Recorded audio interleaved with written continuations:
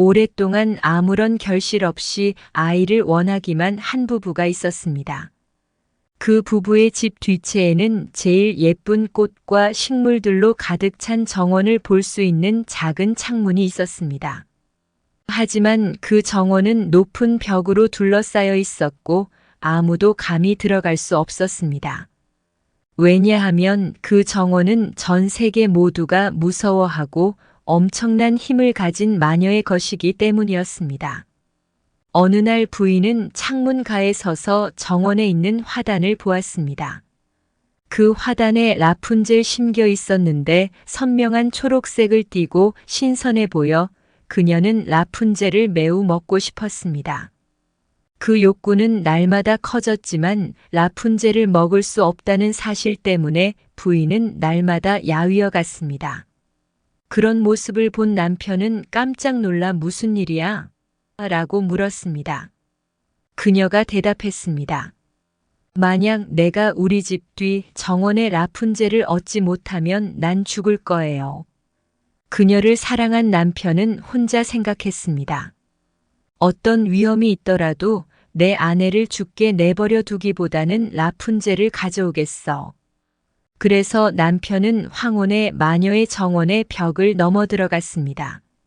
그리고는 황급히 한 줌의 라푼젤을 가져와 부인에게 주었습니다. 그녀는 라푼젤로 샐러드를 만들었습니다. 하지만 그 샐러드가 매우 맛있어서 날이 갈수록 라푼젤을 먹고 싶은 욕구가 커졌습니다. 부인이 안정을 찾기 위해서는 남편이 한 번 더 정원에 올라가야 했습니다. 그는 황혼에 다시 정원의 벽을 올라갔고 그 순간 그는 놀랐습니다. 그 앞에 서 있는 마녀를 보았기 때문입니다. 어떻게 내가 감히 내 정원에 도둑처럼 들어와 라푼젤을 훔칠 수 있느냐? 괘씸한 것. 성난 목소리로 마녀가 말했습니다. 그가 대답했습니다. 이 곤란 속에서 저는 어쩔 수 없었습니다. 저의 아내가 창문을 통해서 라푼젤을 보았고 라푼젤을 먹지 못하면 죽을 만큼의 강한 욕구를 느꼈습니다.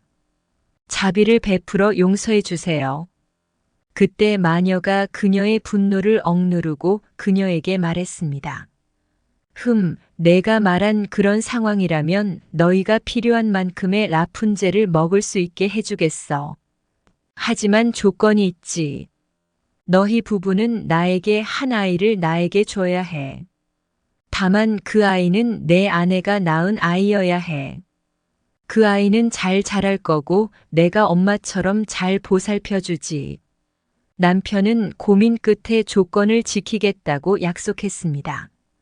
그래서 그의 부인이 아이를 낳았을 때 마녀가 나타났습니다. 마녀는 아이에게 라푼젤이라는 이름을 지어주었고 아이를 데려갔습니다. 라푼젤은 세상에서 가장 예쁜 아이였습니다. 마녀는 라푼젤이 12살이 되었을 때 숲에 있는 탑에 그녀를 가두었습니다. 그 탑에는 계단도 문도 없었고 성 위에 작은 창문만 있을 뿐이었습니다. 마녀가 안으로 들어가려고 할 때는 탑 앞에 서서 외쳤습니다. 라푼젤, 라푼젤, 나에게 머리카락을 내려다오. 라푼젤은 금같이 빛나는 아름다운 머리카락을 가지고 있었습니다. 마녀의 목소리가 들릴 때면 라푼젤은 그녀의 따은 머리를 풀러 창문 고리에 머리카락을 휘감아 아래로 머리카락을 내려보냈고 마녀는 그 머리카락을 타고 올라왔습니다.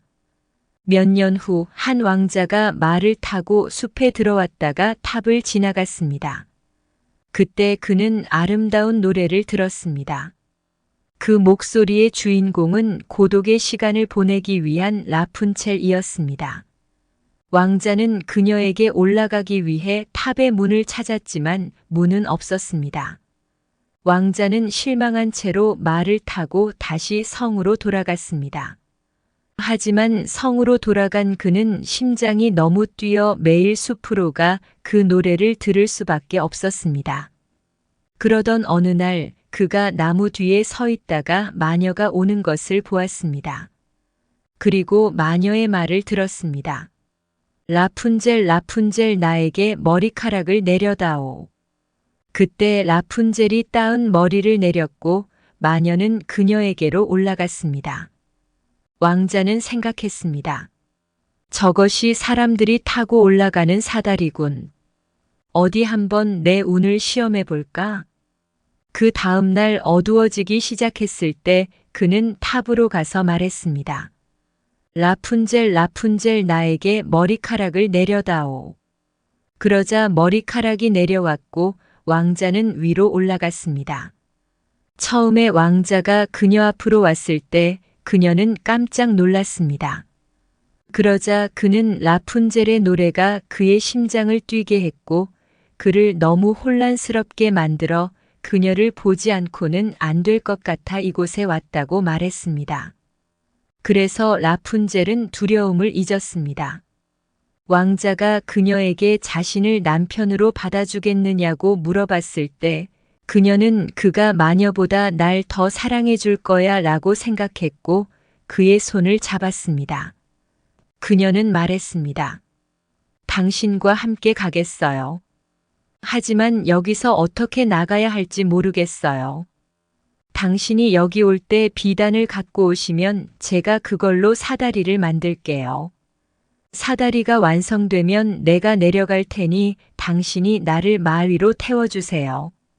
왕자는 탈출하는 날까지 매일 저녁 그녀를 찾아오겠다고 약속했습니다.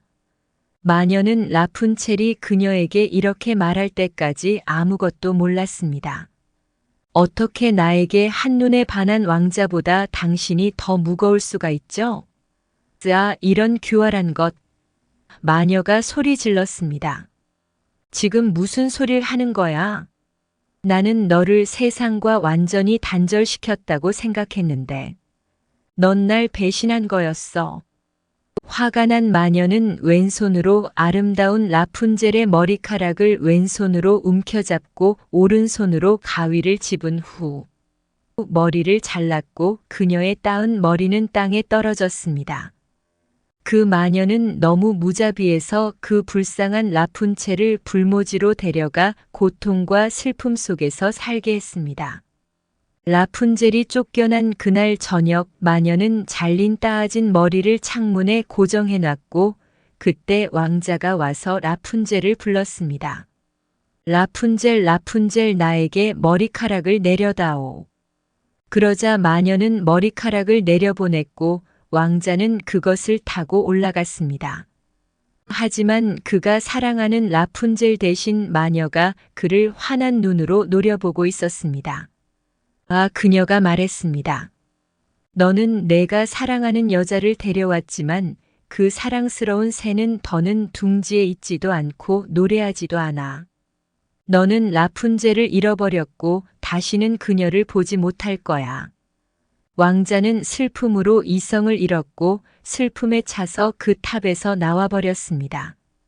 그 후 그는 숲을 돌아다니며 거의 먹지도 않고 라푼젤을 잃어버린 슬픔에 울기만 하면서 살았습니다. 몇 년 후 그는 라푼젤이 그녀의 쌍둥이 아이와 있는 숲속에 버려진 곳에 도착했습니다. 처음에 그는 익숙한 목소리로 라푼젤을 알아봤고 서로를 알아본 후에 그들은 고개를 숙이고 울었습니다. 그리고 라푼젤의 눈물이 그의 눈에 닿았을 때 그들은 영원히 함께할 수 있을 것을 알았습니다. 왕자는 라푼젤을 그의 왕국으로 데려갔고 큰 환영을 받은 그들은 오랫동안 행복하게 살았습니다.